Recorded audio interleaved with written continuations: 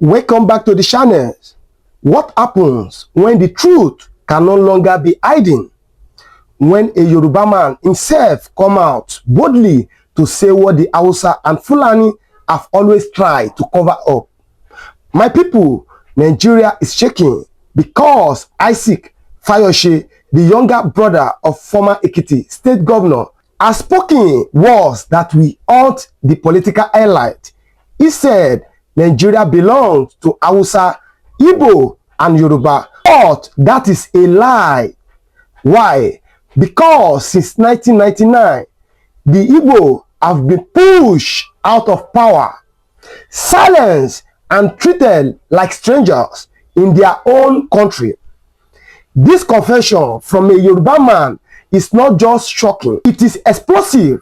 Stay with me till the end because what you are about to hear will expose the reason Nigeria fear Biafra more than anything else. They said Nigeria belongs to Hausa, Igbo, Yoruba. At least since where I know, they will say Nigeria is Hausa, Igbo, Yoruba. But since 1999, where democracy don't come back, Igbo, they didn't allow them to be president. They always push them. Go to your village. They go. They talk, say then they go. They don't let them go. They say they are if they talk Biafra, nah bad language then they talk. We accept. But how can you say Hausa, Igbo, Yoruba, and since 1999, Igbo man cannot be president? Since 1999, Igbo man cannot be vice president. And you say we are one. Wazobia ko Wazobia ni. Even Igbo man, Peter Obi we try, we gather votes.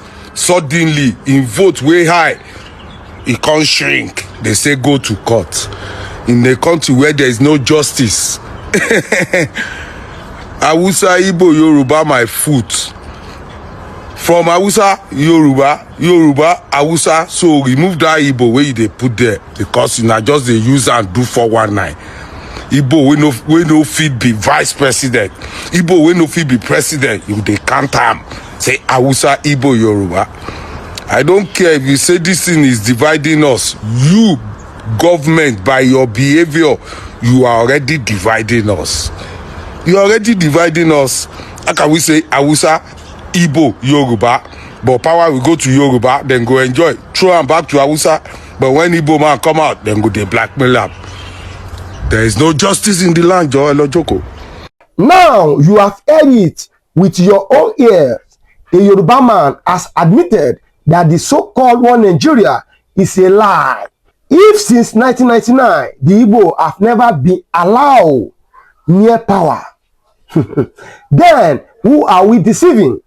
Why is Nigeria still pretend? My people, stay with me till the end of this video because I will break down 10 shocking truths hiding inside this statement. You will see why the system has always blocked the southeast, why Biafra keeps rising, and why the truth can no longer be buried. The false claim of unity.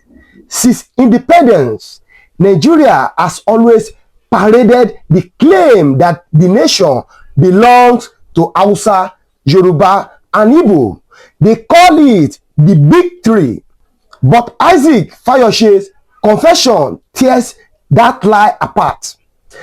If true Nigeria belongs to the three, then why is it that one of them has been completely locked out of leadership for over 60 years? From 1999 until now, democracy has produced Yoruba presidents, Hausa and Fulani presidents, and even minority leaders from the Niger Delta, but the Igbo is zero. The Igbo is zero. This shows clearly that the system does not recognize the Igbo as equal partners in Nigeria. They are only mentioned when it is convenient, but when it comes to power sharing, they are erased. That is why Fayose said, remove Igbo from that sentence. Because in practice, Nigeria has already removed them. This is why Biafra continues to grow, because a people who are constantly excluded will not keep pretending that they belong. This confession is not just an observation, it is a mirror of the injustice built into Nigeria foundation. 1999 to 2023, a record of exclusion. Let us carefully look at the record. In 1999, Olusegun Obasanjo, a Yoruba man, was given power. After him came Umaru Musa Yar'Adua from the north. Then Goodluck Jonathan from the Niger Delta. Then Muhammadu Buhari, again a northerner. And now Bola Ahmed Tinubu. Can you see? Another Yoruba man.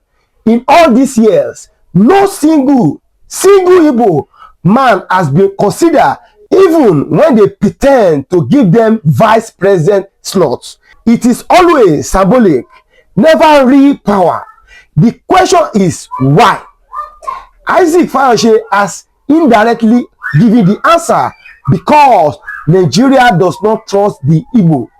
But if Nigeria cannot trust the Igbo with power, then why keeping saying Nigeria belongs to Hausa, Yoruba, and Igbo? This is the hypocrisy that kills the idea of one Nigeria. The Igbo have the brains, the resources, and the numbers, yet they are treated like outsiders.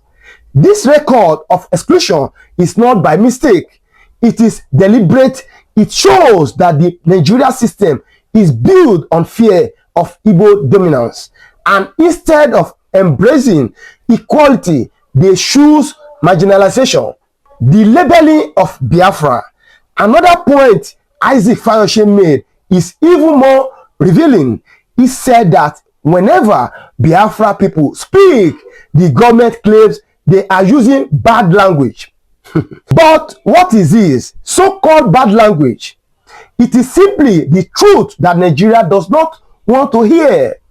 When the Southeast cries about marginalization, they are told to shut up. When they ask for equality, they are accused of hate speech. When they say they want to go, they are tagged as terrorists.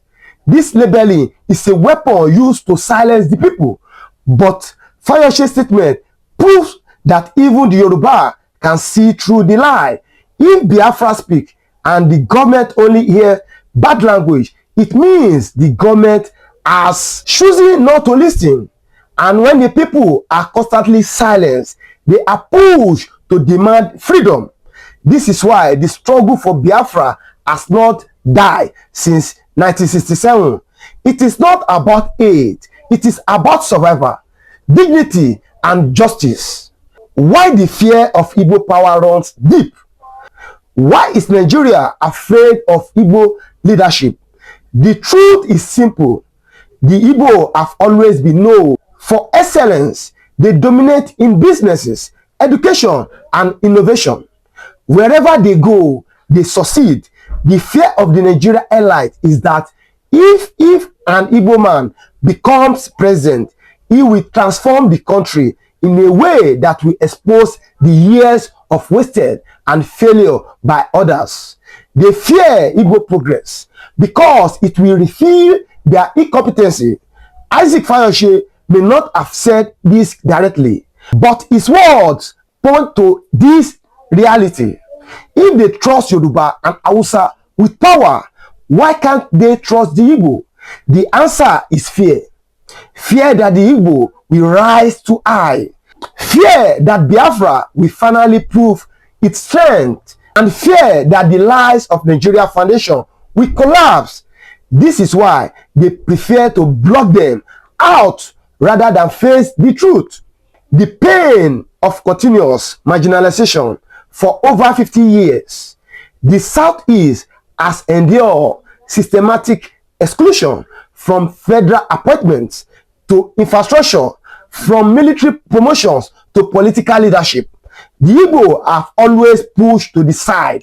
Isaac Fayose's words are important because they are not coming from an Igbo man crying for justice, but from a Yoruba man acknowledging the injustice. He said clearly, since 1999, democracy has returned, but the Igbo are still treated as if they don't belong. This continuous marginalization is what keeps the Biafra fire alive. How can a people be asked to sing one Nigeria, when everything about the system screams rejection?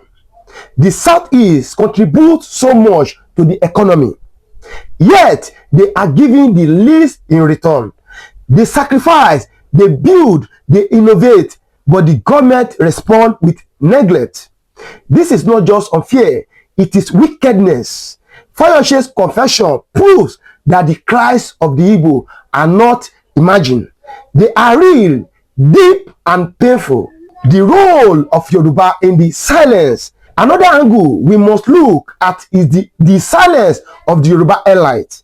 Many times, they know the truth, but they choose silence because it benefits them. Isaac Fayose is different because he chooses to speak out. But the question is, where are the other Yoruba leaders? Where are the pretenders that the Igbo are included? When they know the truth, since 1999, Yoruba have benefited from the system. First, Obasanjo, now Tinubu. Instead of joining forces with the Igbo to demand justice, they are comfortable with the crumbs of the system. This is why Fayose's statement is powerful. It breaks the wall of silence. It shows that even within Yoruba land, there are people who see the truth and willing to speak it. But the larger Yoruba elite prefer to keep quiet because as long as power rotates between them and the North, they are satisfied. This silence is betrayal, and history will record it. The Hausa Fulani strategy. Behind the scenes, the Hausa Fulani elite are the biggest players in this game. They understand that keeping the Igbo out of power helps them maintain control. By allying with Yoruba allies, they create a two against one situation. Always sideline the Southeast. This strategy has worked for decades, but Fayose's confession exposed it. If Nigeria truly belongs to three groups, then why has the North always insisted on dominance? Why do they fight whenever the idea of an Igbo presidency come up? It is because they see the Igbo as only true competition.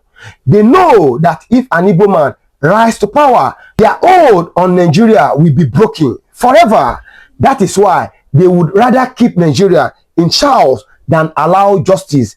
This Hausa Fulani strategy of exclusion is the root of Nigeria instability. The double standards of Nigeria. Think about this. When other regions complain, they are heard. When the North demand more states, they are given. When the Niger Delta cries, they created NBBC and amnesty programs. But when the Southeast speak, they are told to shut up. Why?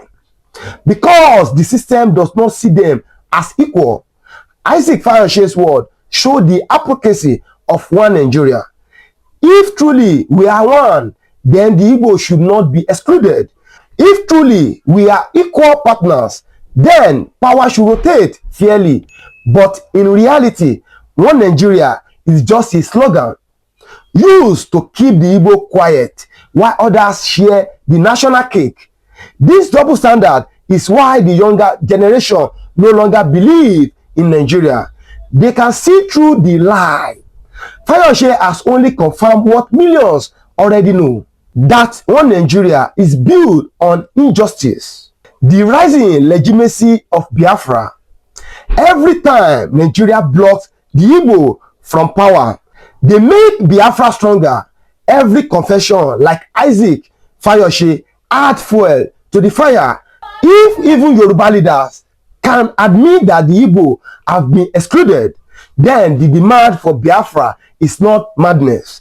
It is logic. It is justice. The younger generation of Igbo are not blind. They are watching. They see the way their parents and grandparents have been treated. They see the neglect, the insult, and the rejection, and they are drawing one conclusion: Biafra is the only way out. Fayose may not have intended it, but his word have given more legitimacy to the Biafra struggle, because if the system cannot treat the Igbo as part of Nigeria, then what is left for them? The road ahead, justice or separation. Finally, Isaac Fayose confession forced Nigeria to face a tough question: will there ever be justice for the Igbo, or will the country continue on this path of exclusion? Because the truth is simple: no nation can survive when one part is constantly treated as outsider. The Igbo have been patient for decades, but patience is not eternal. Biafra keep rising because Nigeria keep pushing the Southeast away. The road ahead is clear: either Nigeria choose justice, equality, and inclusion, or Biafra become inevitable. Fayose's words are a warning. They show that even within Yoruba land, people can see the injustice. Nigeria has a choice, but time is running out, because every day of exclusion only strengthens the call for freedom.